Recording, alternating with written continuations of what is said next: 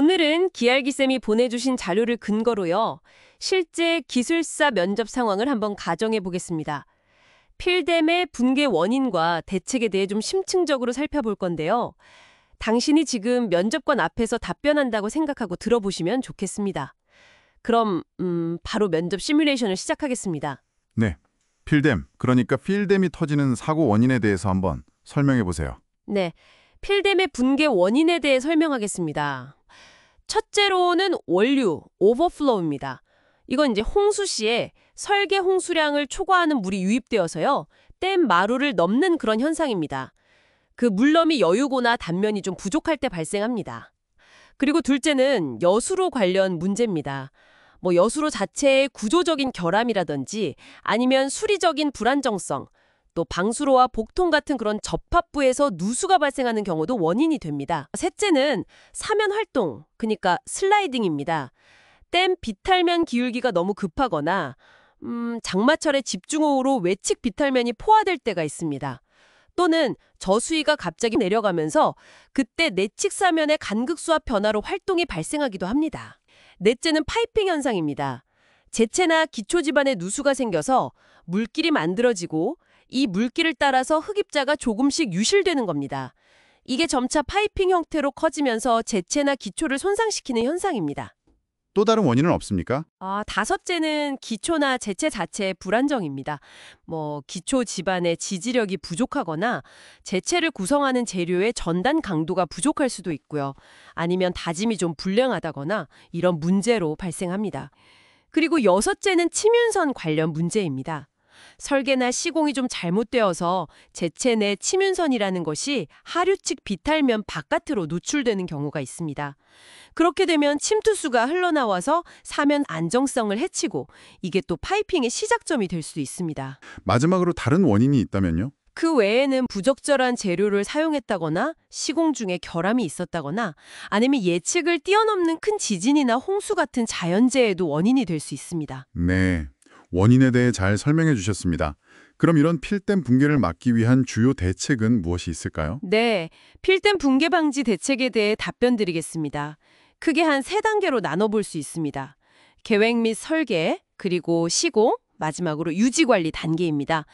먼저 계획 및 설계 단계에서는요. 예상되는 최대 홍수량을 충분히 감당할 수 있도록 댐의 높이와 여유고를 확보해야 합니다. 그리고 안정적인 단면 형상과 기울기를 결정하는 것이 중요합니다. 그리고 지반 조사를 철저히 해서 기초 지반의 안정성을 확보하고 적절한 배수 및 차수 설계를 반영해야 합니다. 시공 단계는 어떻습니까? 시공 단계에서는 당연히 양질의 재료를 사용해야 하고요. 철저한 다짐 관리와 함수비 관리를 통해서 제체의 안정성을 확보하는 것이 매우 중요합니다. 특히 그 코어존이나 필터층, 배수층 같은 각 존의 시공 관리에 만전을 기해야 합니다. 작은 실수도 나중에 큰 문제로 이어질 수 있기 때문입니다. 네, 마지막으로 유지 관리는요? 네, 유지관리 단계에서는 정기적인 안전점검과 정밀 안전 진단이 핵심입니다. 이걸 통해서 댐의 상태를 지속적으로 모니터링하고요.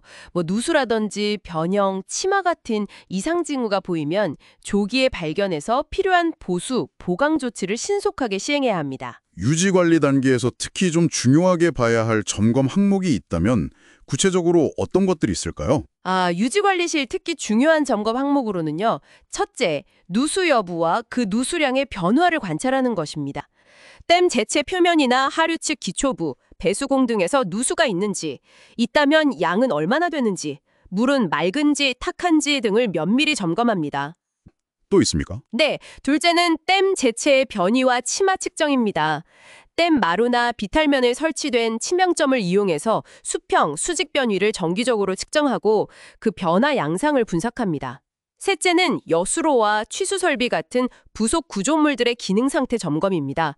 구조물의 균열이나 변형, 손상은 없는지, 또 정상적으로 작동하는지 확인해야 합니다.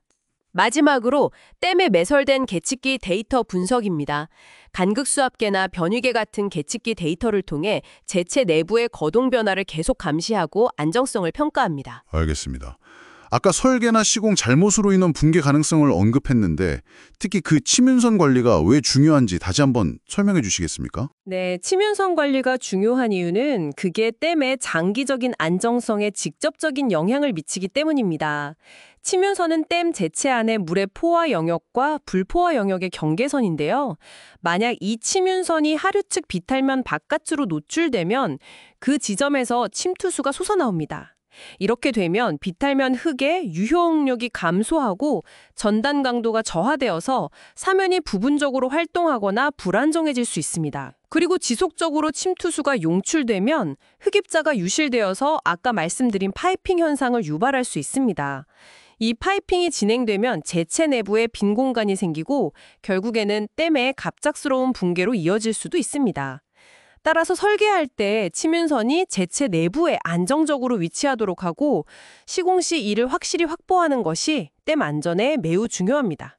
그렇다면 그 치문선을 제체 내부에 안정적으로 유지하기 위한 구체적인 설계나 시공 방안은 어떤 것들이 있을까요? 네, 치문선을 제체 내부에 안정적으로 유지하기 위한 방안으로는요. 우선 설계 단계에서 투수성이 낮은 재료로 코어존을 설치합니다. 이걸로 제체 내 침투 유량을 줄이고 치문선 상승을 억제하는 방법이 있습니다. 또한 하류측에는 필터층과 드레인층을 설치해서요. 제체 내부로 침투한 물을 안전하게 배수시켜서 치문선이 하류 비탈면으로 노출되는 것을 막습니다.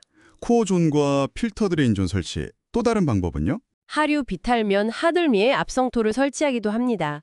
이걸로 치문선이 제체 외부로 나가는 경로를 길게 만들어서 안정성을 높이는 방법입니다.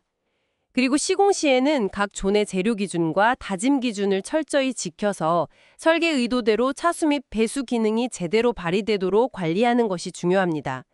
특히 그 코어존과 필터층의 재료 경계면 시공에 주의해서 필터 기능이 확실히 작동하도록 해야 합니다. 네, 여기까지 필댐의 붕괴 원인과 대책, 그리고 관련 중요 관리 사항에 대한 면접 시뮬레이션을 진행해 봤습니다.